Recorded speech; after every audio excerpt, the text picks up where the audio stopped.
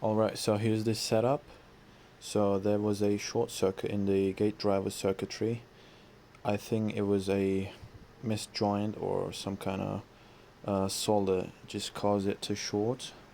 And now the overall circuitry works. Here's the gate driver circuit. Here's the main circuit. I'm controlling it with a rectifier that is connected with a variac. The variac is for setting the voltage. And here is the current. And we'll be seeing the waveform on the oscilloscope, and here is the Tesla coil. There it is. This is 12 volt battery.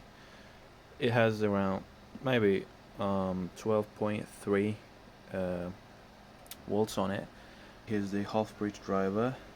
It is IR2153, and you connect that. It starts to oscillate by itself, and you plug the variac.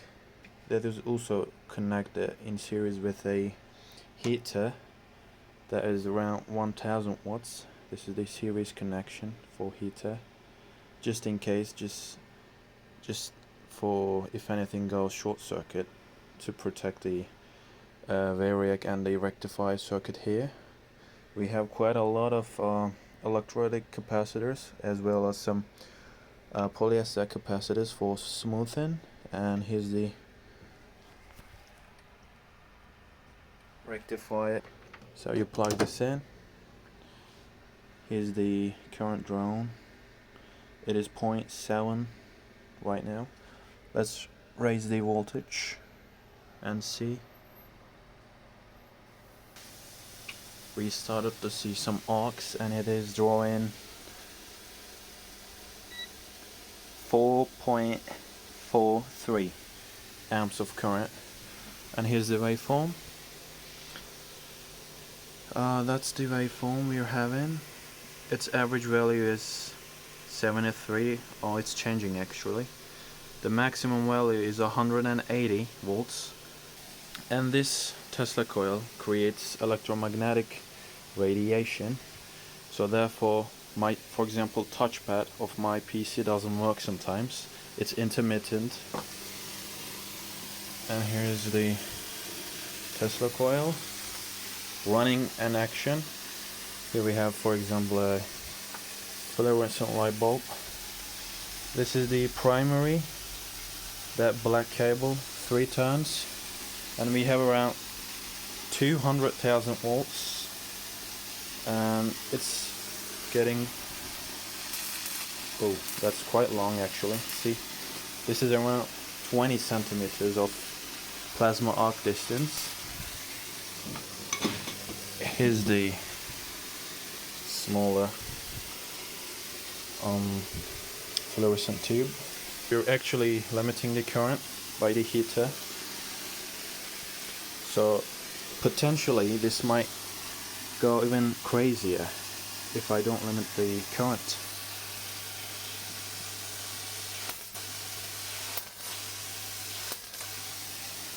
Alright.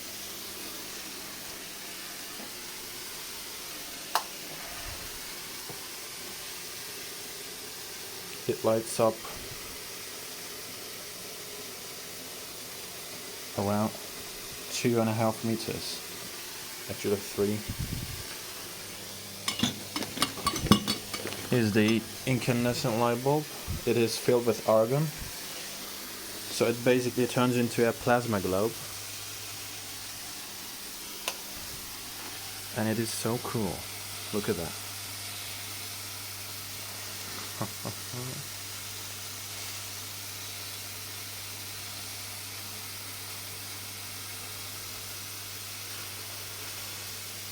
This is cool.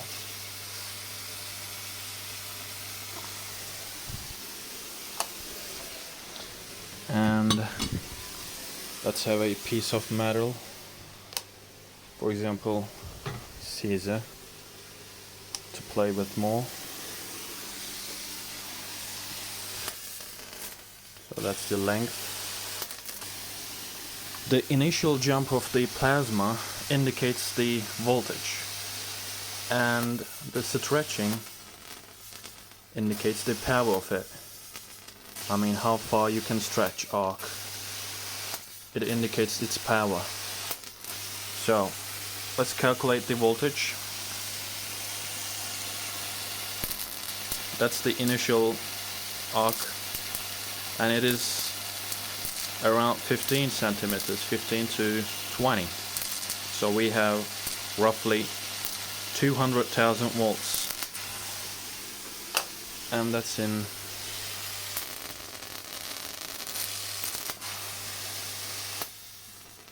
with the light turned off. This is quite white, indicating its power. The whiter it gets, the hotter you'll feel the arc. See, so this is running at 140 kilohertz, and the arcs are impressive. Look at that.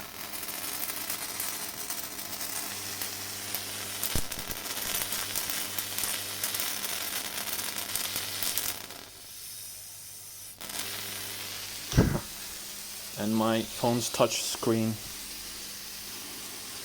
doesn't work correctly. Anyhow, that was a successful project.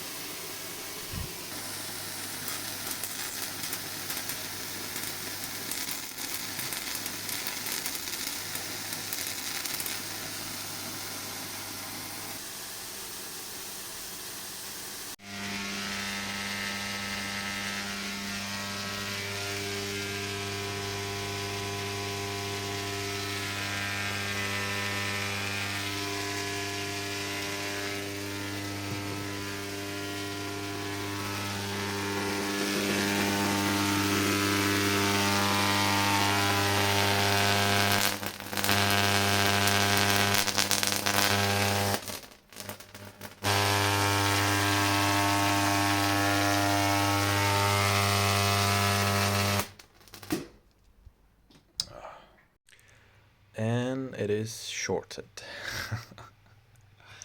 So these expensive transistors are gone. I think they were roughly around $15 each.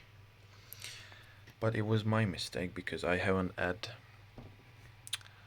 any current limiting resistor. Actually, I had one, but then I somehow decided to directly connect the rectifier output to the transistor input to the collector.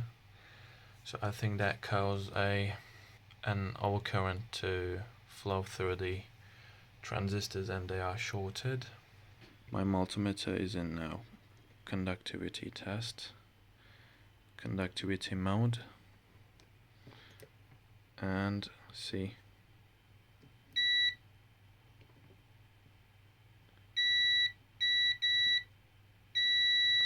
shorted, shorted, shorted, shorted no matter what.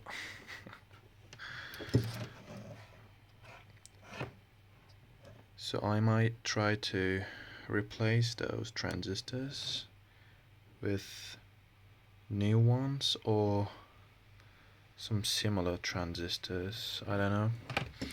And I also should check the driving circuits, but I think it's fine. Anyway,